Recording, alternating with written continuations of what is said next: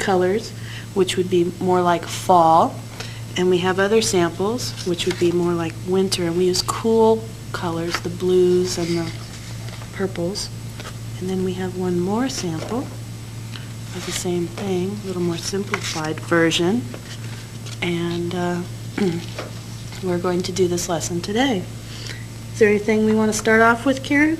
We'll be learning about concepts of line in art, thick and thin lines, and we'll be learning about doing some foreground and background, and the placement in space, and the size of one thing to another. Exciting lesson.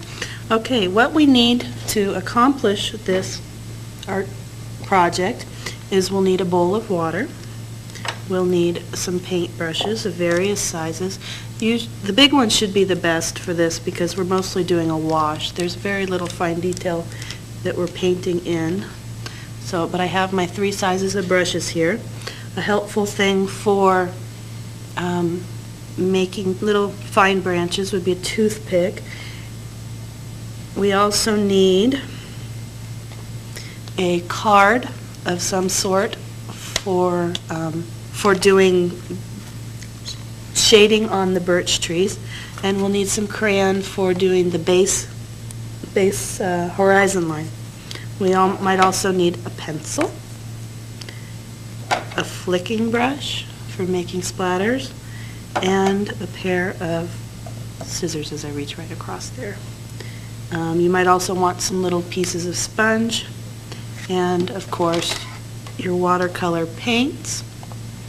And most important for this project would be our masking tape to mask off the birch trees. We have found that it works best to have artist tape because when you pull it off, it doesn't rip the paper. But if you don't have access to that, masking tape can work as well. You just have to be extremely careful when you're removing it from the paper that you don't get too much tearing or any tearing at all. We'll start off with a plain white piece of paper, and what we're going to do is we're going to take I use a pencil to start, but you can use your crayon and create a base or horizon line. And it's best not to start in the middle. We kind of want to avoid having a piece where we've dissected it into 4 pieces. So we'll just kind of look at the hillsides outside your classroom, look outside your home, and see how the land isn't straight across. It goes in different ways using curved lines. Very rarely do you see perfectly straight lines in nature. And then you will take your tape and tear off a piece. And I'm going to measure it so it goes to the top of the page. And trees that are closer to us will be thicker and heavier, and so I'm going to stick this tree kind of on that hillside, and I'm going to tilt it just a little bit. And then I can take my tape and I can tear off more pieces and make them by taking scissors and cutting them in half, or various thicknesses. I can put trees farther in the background. I've already taped one up, and I'm going to go ahead and transfer to that one. I have trees in the front that are thick, and then I have trees in the background which are smaller and thinner because they're farther away. One design element that's helpful is to have odd numbers of items in your piece. It always is an attractive design element. And I'm ready to go ahead and begin. I noticed that your trees are off-center as well. They're not right down the middle. Why is that? Because it's more visually pleasing and more natural, and it avoids dissecting it into halves. And I went ahead with a brown crayon, and I was going to use a white crayon and forgot. So we're going to pretend it's still a wintry day. Okay, here we have the birch trees masked off and the ground line drawn in. I've used a darker color here to accentuate the line so you can see it on film. If I was doing a true winter scene, I would have used a white crayon, and that would have been more difficult for you to see at this time. So we're still going to continue to paint with the winter scene. Now, I have this odd thing about me where I like to paint my skies upside down. So we're going to turn my paper over, and you guys get to go, woo, but you'll survive. I'm going to use a large brush because all I'm doing is just filling the sky with color. I'm not messing around with a lot of different colors. I'm going to just wash right over it. And then you should be able to see more clearly the masking tape. And I'm choosing cool colors because of my winter scene, and my cool colors include blues, purples, whites, and things like that, and they give you a cool feeling. Now, if I was going with the fall theme, I would use more of the warm tones of oranges, yellows, and reds and pinks and things like that. Okay, now you should be able to see my birch trees, and I tried to get it a little darker at the top because the sky tends to get darker as you go up, and it lightens up as you get towards the earth. There's my wash. And let So me turn it horizon over. line should be lighter, basically around the horizon Yeah. line. And there we go. Now, I could have this be the very beginning of winter where there's not a great deal of snow, since I have my brown lines, and then just add some snow in later. And I think that's what I'm going to do.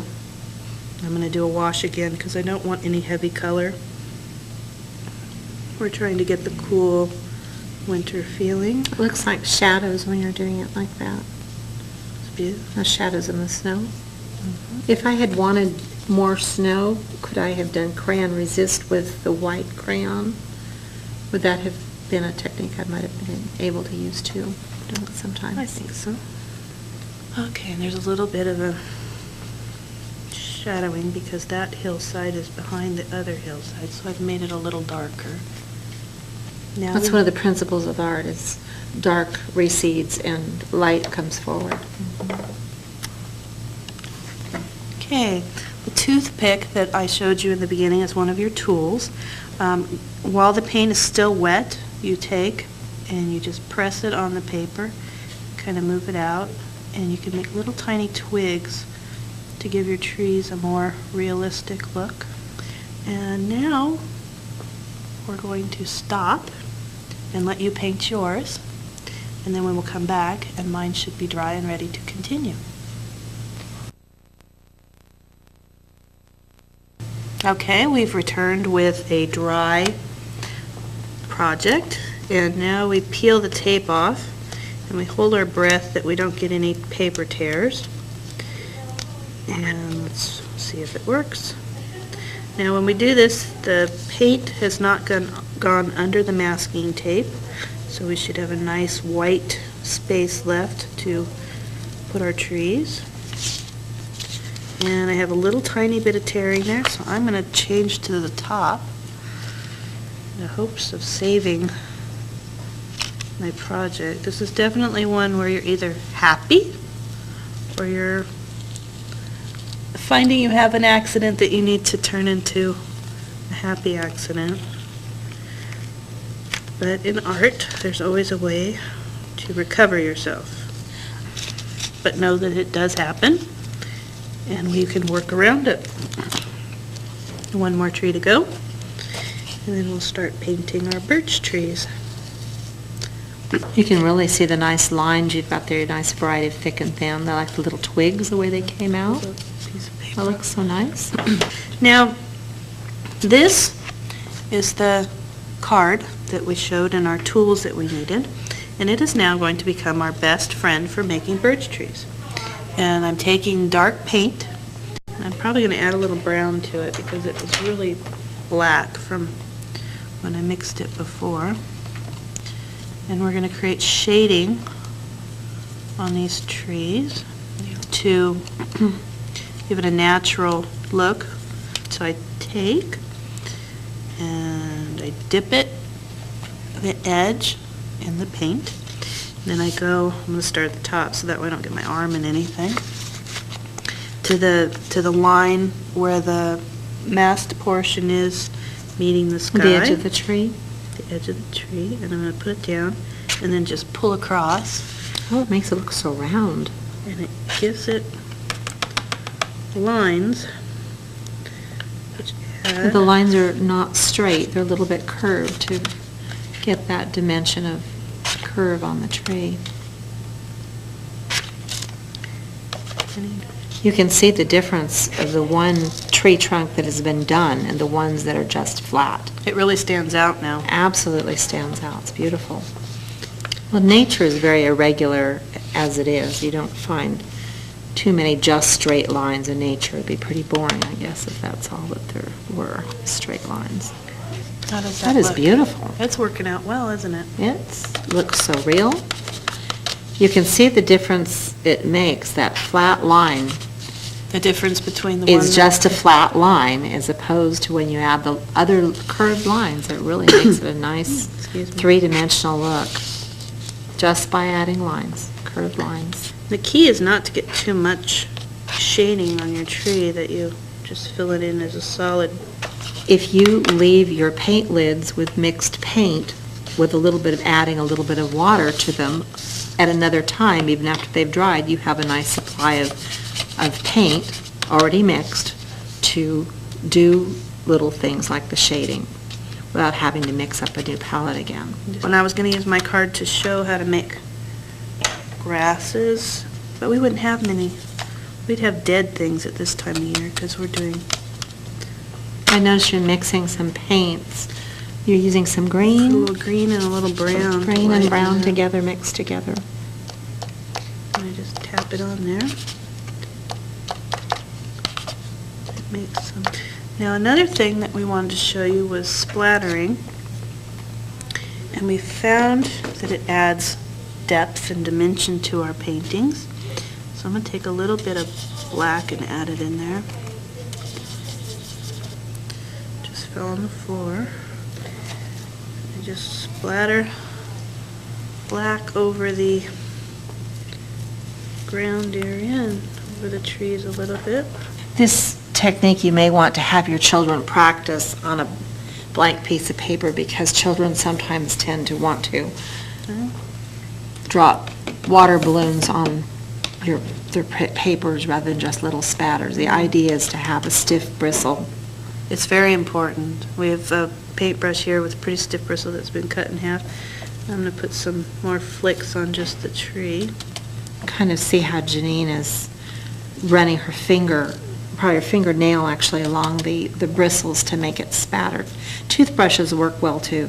I'm going to go with some white tempera paint now because this is a wintry, early winter scene, and I'm just now starting to get some snow coming in. That's a little too much water in there. Get a little fresh paint. I found, Janine, I don't know about you, but I found that tempera paint, it's a little bit thicker than watercolor, Much even though they offer white paint in your palette of watercolors. I've found that The tempera does work the paint is best, much yeah. better.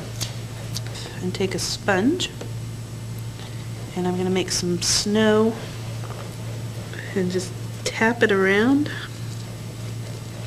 I think when you're planning a paint project too, if you can plan it in steps, in other words, if you do your background maybe before lunch, it's a little easier on your nerves. I've found that if you plan things in stages, 20-minute things, rather than having a very, very long project, because the kids get quite wound up. If you take them step by step, they're much more, they have a better attitude towards it. I would probably have the masking all done and ready to go without having paints anywhere in sight while the masking was going on, and then the next day we can bring in the paint. Yeah, I will show you this one finished. So I have a early winter scene here. Hasn't quite, the snow's just starting to fall. And before that, we fall scene, which you painted, Karen, and it's most beautiful. And we have a lot of the warm colors, and the warm colors add a real warm feeling to it. You used more browns in your tree trunks, where I used more of the grays to give the winter feel. And then we go with the true winter painting, and we have the cool blues and purples, which give us a nice cold feeling of winter. And that will complete our lesson. Happy painting!